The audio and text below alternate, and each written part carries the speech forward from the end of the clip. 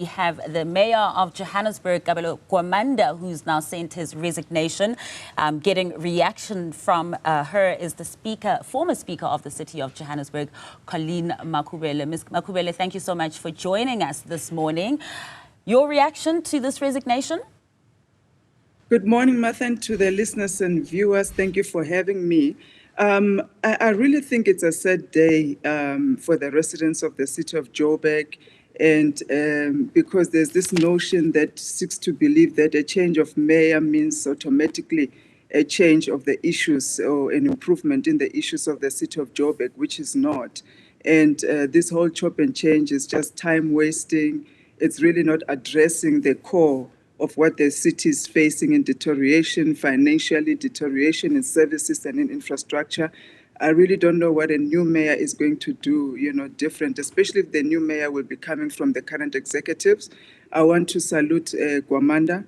I was not a fan of his appointment at first, but I've seen a man that grew into that position, a black child that really was given an opportunity and he tried his best, and he just found a city that was at the point and the brink of collapse.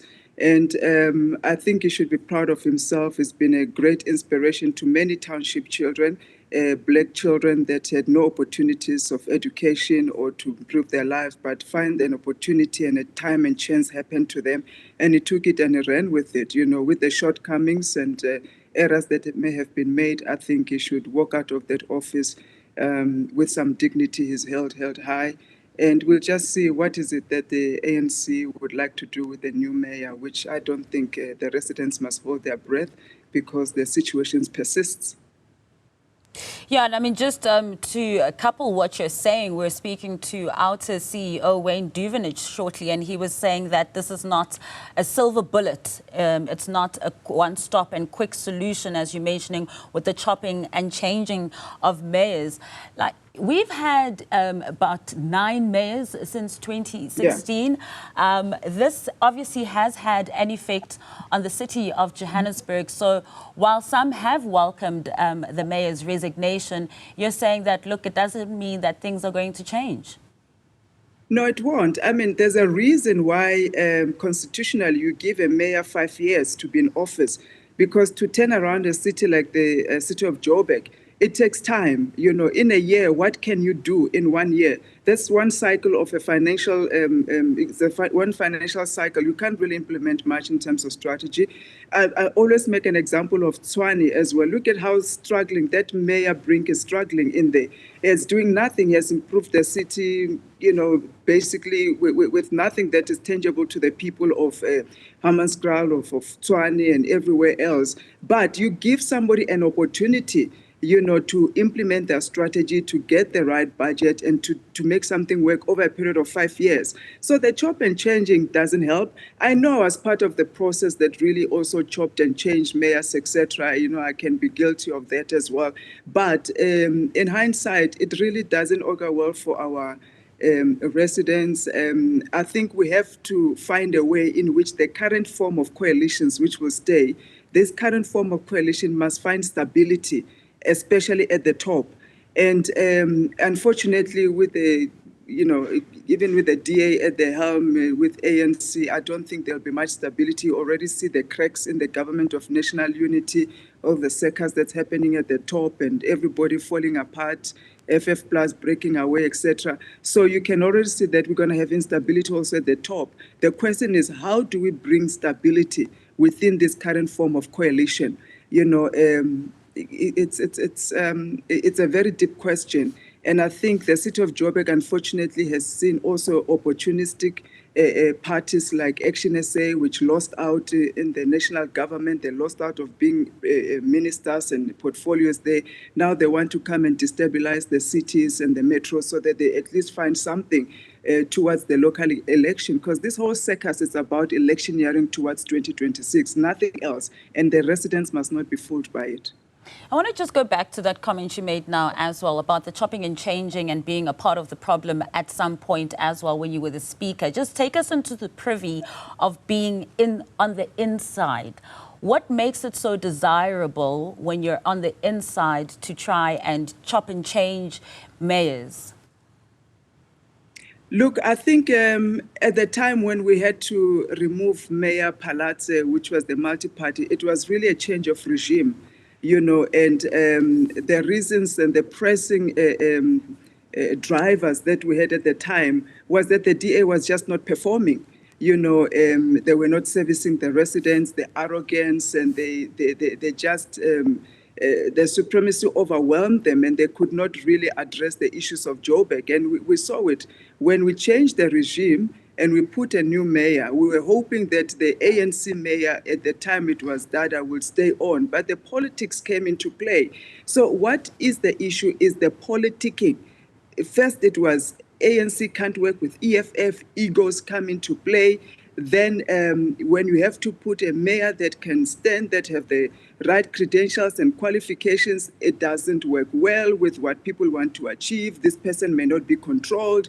Where do they report to? So it's everything else outside of what is the character, the qualification, the right person that we can put in here and allow them to flourish. It's impacted by all of those things that I've mentioned. Can we control this person? Who do they report to? Which party? And egos, etc., and fights for positions as well. So it clouds really putting in the right people at the helm of the city of Johannesburg. And I'm waiting to see, and as the residents are waiting to see who will be at the helm.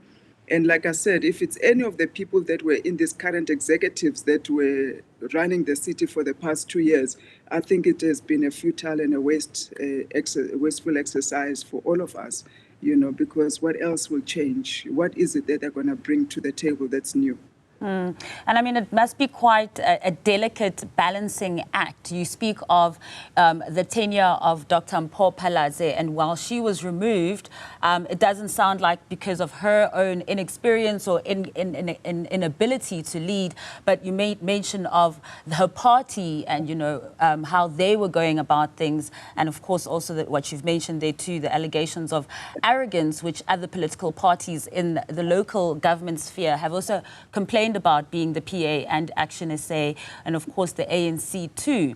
So it's not just about getting the right mayor. Helen Zille is a problem in any coalition, and I'll tell you that now for free. When we saw it in the city of Joburg, we called it out. We were called all sorts of names in the media, corrupt, delinquent, whatever. But we saw it, we dealt with it, we removed DA out of the city of Joburg. You see it now in the government of national unity. The DA is problematic in any coalition. There will never be stability when there's the DA. Palatse was good, she had the qualification, but what could she do under that heavy-handed arm, of the DA? And the DA's policies and ideology and outlook, it's not for this current South Africa that we want to build of unity, equality, dealing with unemployment and security for everybody, black, white, etc. DA has its own particular agenda that I don't know where it wants to achieve it. So Palatse was caught in a party that did not allow her to function, and unfortunately we had to remove her, in order to remove what the DA stands for. Even now in national government, what Helen Zille is doing is just that, I don't know why the ANC is allowing her to run circuses around them all the time. But hopefully somebody's going to shut her up and allow the government to function. But any coalition without the DA is always the best one, and as long as you put the right people in place. So it is that balancing between getting, yes, the right candidate, the right mayor, but also the right party? Look, the right party is subjective. All I'm saying is if you get the people within the party that respect one another, that have the kind of characteristics and honor to say, you bring something to the table, I bring some to the table, let's just be sober and sit around and say, how do we make this work? You need sober mind. You need characteristics that are able to work together in unity and build something. And we have not seen that happening within the DA. I mean, it cannot be that the DA, all its multi-party, partners have run away from it, they're breaking away, they're calling it names. You know, FF Plus, who is much closer to them, is also breaking away now. You see it in the Western Cape, they're going with the ANC. So there's something wrong with that one particular party that makes it impossible for the unity that we want in South Africa to be so. But I think people are starting to see, and many other parties, whether they stand for different ideologies, doesn't matter. But what matters is respect, it's honor, it's people not feeling arrogant and supreme and wanting to impose themselves on each and every person as the superior people. That's where the problem is. You were on Newzroom Afrika last week and commenting on the Joburg mayor situation, saying that you're hoping that a woman would take the helm. Of course, we've already had a woman mayor, and you were part of her removal as well. What kind of woman are you speaking of? Look, as I said to you, even with Dr. Palatse, qualified, competent, she could have done better. It's just circumstances around her were wrong. I'm hoping that this woman, as I said in my interview, must be given the space to be able to implement, operate, and think on his, think of strategies independently, of course, with consultation with everybody, but give her the room to do, and showcase her talent and serve the residents of the city of Joburg. But if you put a woman and then you want to control her like a puppet, it's not going to work. Really not going to work. So women, well, I'm hoping they put a woman, if they do, that woman must be strong, must show independence, must show leadership, must be caring, must be able to manage all of these partners. And women have it in them, to multitask and manage different relationships, bring people together without the ego, make things work. And we've seen women succeed in that.